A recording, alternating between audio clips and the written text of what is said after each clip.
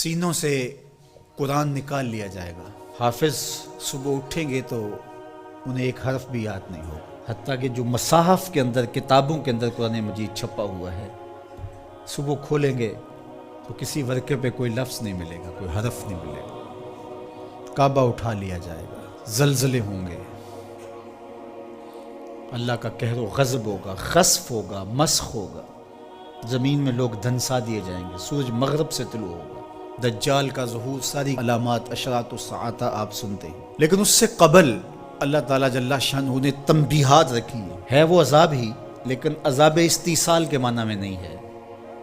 وہ جھنجھوڑنے کے لیے چھوٹے عذاب اللہ تعالیٰ لوگوں پر بھیجتا رہے گا تاکہ لوگ غافل نہ ہوں. ارشاد فرمایا قل هو القادر علی ان یبعث علیکم عذابا من فوقکم. اے حبیب آپ فرما دیجئے اللہ اس بات پہ قادر ہے کہ وہ تمہارے اوپر سے عذاب بھیجے، آسمان سے پتھر اتریں، آسمان سے اللہ کے عذاب نازل ہوں، کڑکتی بجلیاں اور کڑک ان کو آلے جس تمازی میں ہوا. وہ اس بات پہ اب بھی قادر ہے. جب یہاں تک آیت نازل ہوئی تو حضور نے کہا اعوذ بوجہک، اللہ تیری پناہ چاہتا ہوں.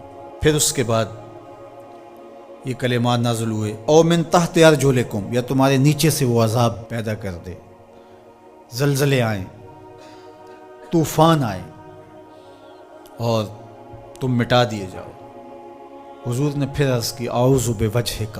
تیسری بات او یلبسکم شیعا ویذیق بعضکم باس بعض، یا تمہیں گروہوں میں تقسیم کر دے اور تم ایک دوسرے کی سختی کو سہو، برداشت کرو، ایک دوسرے کی تکلیف تمہیں پہنچے. تو حضور نے فرمایا ھذہ اہون یا ھذا ایسر، یہ آسان ہے. تو تین طرح کے عذاب ہیں جو اس آیت کریمہ میں ذکر کیے گئے. آسمان سے عذاب نازل ہو یا تمہارے نیچے سے وہ عذاب پیدا کر دے. اور تیسرا یہ ہے کہ تم تشتت و افتراق میں مبتلا ہو جاؤ، خانہ جنگیاں لگ جائیں، تم ایک دوسرے کو تکلیف پہنچانے کے درپے ہو جاؤ. یہ تیسری قسم کا عذاب ہے. اور مسجد اجابہ میں حضور نے جو 3 دعائیں مانگی تھی اس میں تیسری دعا مانگنے سے روک دیا گیا، وہ یہی تھی. حضور مانگنا چاہتے تھے اللہ یہ امت فرقہ فرقہ نہ ہو، ٹکڑیوں میں نہ بٹے، یہ امت آپس میں ایک دوسرے کو توڑنے نہ لگ جائے، ایک دوسرے کے گریبان کو نہ نوچے. لیکن حضور کو منع کر دیا گیا کہ یہ ہوگا جب بدکاریاں ہوں گی، جب گناہ ہوں گے تو اللہ جل شانہ اس کے بدلے میں ان پر جو چھوٹا عذاب مسلط کرے گا، جو ان بڑے عذابوں کے مقابلے میں چھوٹا ہے.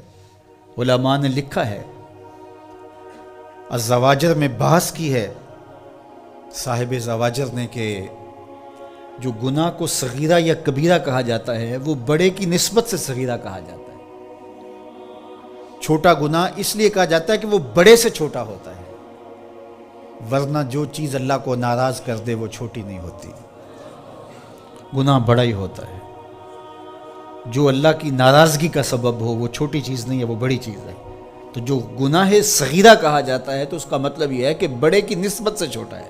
تو جو چھوٹا عذاب کہا گیا تو چھوٹے عذاب سے مراد جو بڑے کی نسبت کم درجے کا ہے. تو عذاب ہے، تو اوپر سے عذاب اور نیچے سے عذاب یہ اس امت پہ نہیں ہوں گے. یعنی قحط نہیں ہوگا، غرق نہیں ہوگا، آسمان سے پتھر نہیں برسائے جائیں گے، لیکن چھوٹے عذاب ان پر مسلط کیے جائیں گے. اور ان میں سے قرآن نے یہاں جس عذاب کا ذکر کیا کہ آپس میں تم الجھ پڑو گے، خانہ جنگیوں میں مبتلا ہو جاؤ، یہ تمہارے گناہوں کے سبب سے ہوگا. اور پھر جب الجھاؤ پیدا ہوتا